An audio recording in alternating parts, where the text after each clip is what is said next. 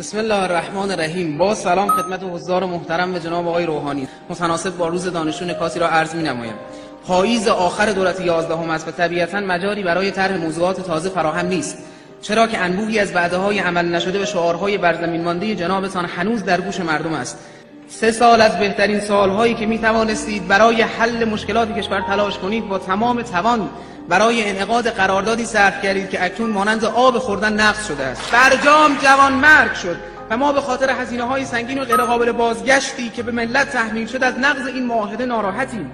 آقای دکتر روحانی، متاسفانه شواهد روشنی بر عادی شدن فساد در دولت حضرت عالی وجود دارد. مدیری که در دولت شما خائنانه 57 میلیون تومان در ماه دریافت می‌کرد، توسط سخنگوی دولت ذخیره نظام معرفی می‌شود.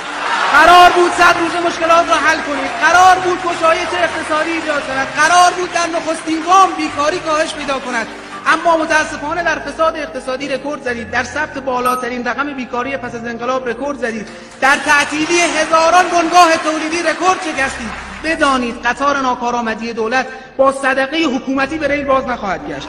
اکنون که دیگر فاتحه برجام را خوانده‌اند، در این فرصت باقی مانده برای حل مشکلات واقعی مردم فکری بیاندیشید، با مردم رو راست باشید و به خاطر آنچه وعده داده اید و عملی نشد از این ملت شریف عذرخواهی کنید.